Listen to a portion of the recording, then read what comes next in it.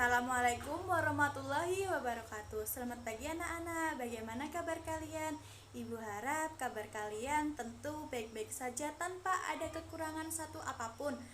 Nah, berjumpa lagi dengan Ibu Vina Astriningsih dalam pembelajaran bahasa Indonesia. Sebelum pembelajaran kita mulai, alangkah baiknya jikalau ada sampah ataupun barang yang tercecer di sekeliling kalian, kalian bisa ambil dan buang ke tempat sampah atau dikembalikan ke tempat semula. Karena dengan lingkungan yang bersih, nyaman, maka proses pembelajaran akan terasa nyaman dan enak. Nah, tentu dengan pembelajaran kali ini, sebelumnya kita akan berdoa terlebih dahulu agar pembelajaran kita diridhoi oleh Tuhan Yang Maha Esa. Marilah kita berdoa menurut agama dan kepercayaan masing-masing. Berdoa dimulai.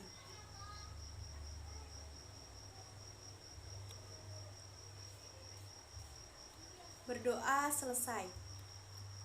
Nah, kalian bisa mengisi daftar hadir melalui Google Form yang sudah Ibu berikan melalui laman Google Classroom. Silahkan isi daftar hadir yang sesuai dengan apa yang ada di Google Form tersebut. Lalu sebelum Ibu memulai pembelajaran pada materi yang baru, Ibu ingin bertanya kepada kalian, apakah dari kalian sudah memahami mengenai materi teks ceramah pada pertemuan kemarin? Jikalau ada yang belum paham atau kurang mengerti mengenai materi yang Ibu ajarkan, kalian bisa japri Ibu untuk mendalami pemahaman kalian tentang teks ceramah sebelum kita memasuki pembelajaran baru. Kalau ada yang ditanyakan bisa menghubungi Ibu lewat chat pribadi saja ya. Nah, kali ini kita akan belajar mengenai kompetensi dasar 3.8, yaitu mengidentifikasi nilai-nilai kehidupan yang terkandung dalam kumpulan cerita pendek yang dibaca. Dan KD 4.8 yaitu mendemonstrasikan salah satu nilai yang dipelajari dalam cerita pendek. Nah, sebelum Ibu memulai pembelajaran pada pagi hari ini, Ibu ingin bertanya kepada kalian semua, apakah dari kalian semua pernah menulis catatan perjalanan hidup kalian, baik itu prestasi kalian atau yang lainnya? Baik itu menulis melalui buku diary ataupun notebook. Apakah kalian semua pernah menulis? Tentu sebagian besar dari kalian pernah menulis atau mencatat perjalanan hidup kalian melalui notebook ataupun buku diary, ya kan? Nah, pembelajaran kita pada pagi hari ini tentunya kita akan belajar mengenai teks cerita pendek. Dari kalian, apakah ada yang tahu apakah itu cerita pendek? Nah, cerita pendek tersendiri yaitu jenis karya sastra berbentuk prosa dan bersifat fiktif yang menceritakan atau menggambarkan suatu kisah yang dialami oleh suatu tokoh secara ringkas disertai dengan berbagai konflik, dan terdapat penyelesaian di dalam permasalahan itu dan ada solusinya tentunya yang ada solusi dari masalah yang dihadapi tentunya, ya kan? Nah, cerita pendek atau cerpen ini yaitu bersifat objektif permasalahannya. Nah, permasalahan dari cerita pendek ini adalah dari manusia dan kehidupan, serta dalam cerita pendek ini tentunya menggunakan bahasa sebagai medianya serta mengandung amanat dan nilai moral kepada pembaca. Nah, apakah bisa dipahami mengenai pengertian dari teks cerita pendek tersendiri? Jikalau sudah paham, kita lanjut ke ciri-ciri cerita pendek. Cerita pendek tersendiri, ciri-cirinya yaitu yang pertama, apa? Ayo, kalian ada yang tahu mengenai ciri-ciri teks cerita pendek? Ciri-ciri dari teks cerita pendek diantaranya yaitu terdiri dari kurang dari 10.000 kata. Yang kedua, bersifat fiktif. Yang ketiga, hanya mempunyai satu alur. Yang ke berapa? 4, yaitu isinya dari cerita berasal dari kehidupan sehari-hari. Selanjutnya, ciri-cirinya yaitu penggunaan kata-kata yang mudah dipahami oleh pembaca. Bentuknya singkat, lalu ada penokohan di dalam cerita tersebut, serta di dalam cerita pendek tersebut mengangkat sebuah peristiwa di dalam sebuah kehidupan. Dan ciri selanjutnya yaitu yang terakhir, memiliki kesan dan pesan yang ditinggalkan sangatlah mendalam sehingga si pembaca ikut merasakan isi dari cerita pendek tersebut. Selanjutnya kita ke struktur cerita pendek, yaitu ada 6 elemen. Yaitu yang pertama, abstrak tersendiri yaitu gambaran dari awal cerita yang bersifat opsional. Yang kedua, ada orientasi. Di dalam orientasi berhubungan dengan urutan kejadian waktu dan suasana di dalam cerita pendek. Selanjutnya yang ketiga, ada komplikasi. Di dalam komplikasi yaitu berisi mengenai urutan kejadian yang dihubungkan secara sebab dan akibat. Bisa dipahami? Lalu di dalam struktur teks cerita pendek yaitu yang keempat, ada evaluasi. Di dalam evaluasi yaitu ada konflik yang terjadi dan menuju kepada klimaks serta mulai mendapatkan penyelesaian dari sebuah konflik tersebut. Yang kelima yaitu resolusi. Di dalam resolusi, pengarang mengungkapkan solusi terhadap masalah yang dialami tokoh dalam cerpen. Nah, yang terakhir yaitu koda. Koda di sini yaitu berisi nilai atau pelajaran yang bisa didapat dari teks cerita pendek oleh pembaca. Nah, demikian itu struktur teks cerita pendek. Apakah mudah dimengerti, ada dipahami?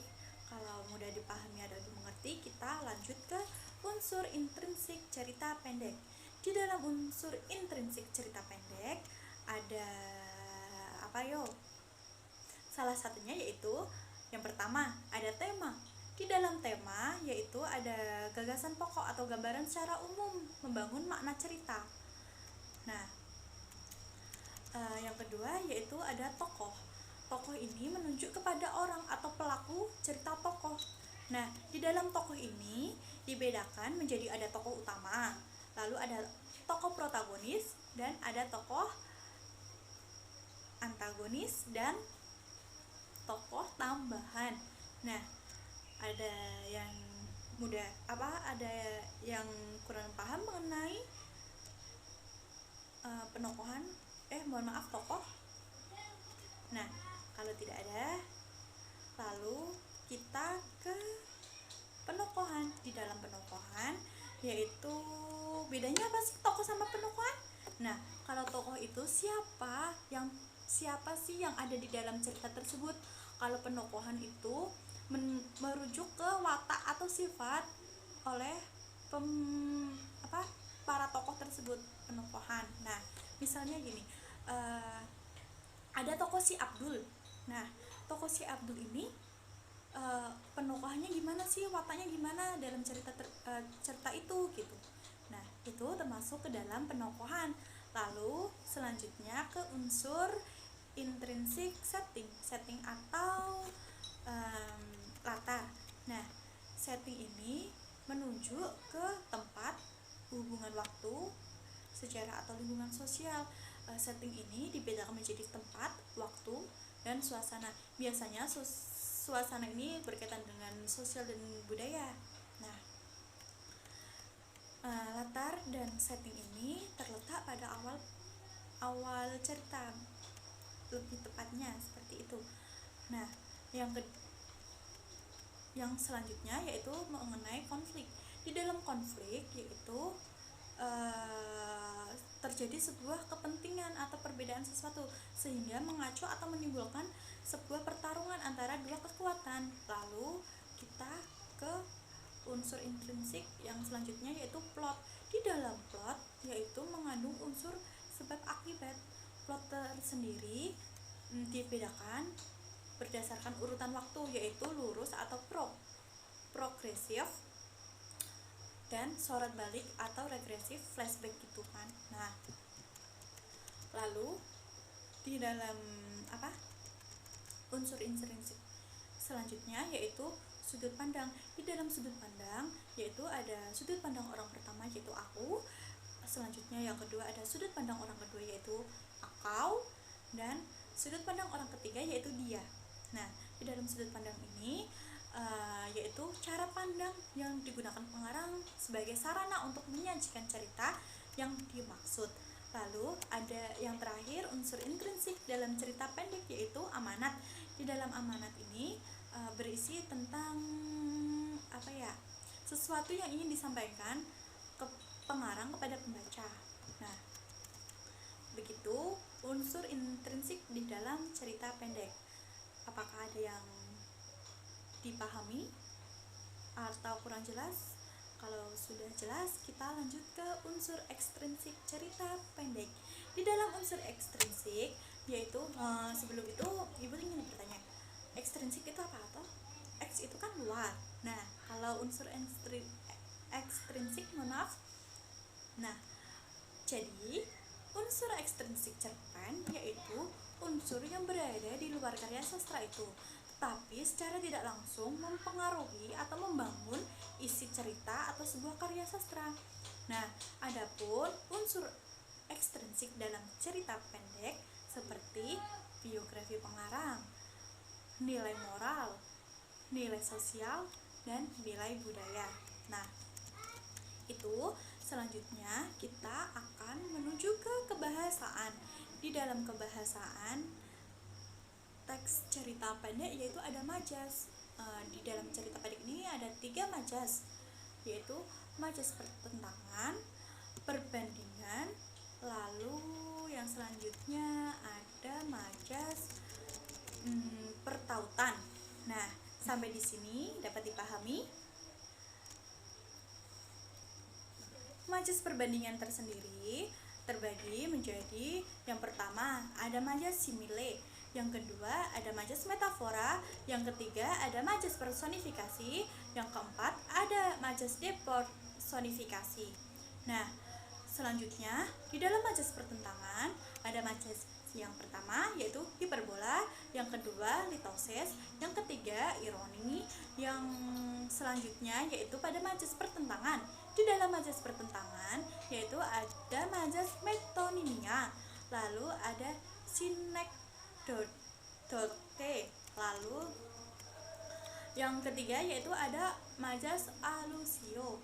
Nah, dalam majas ini apakah ada yang ditanyakan? Kalau tidak,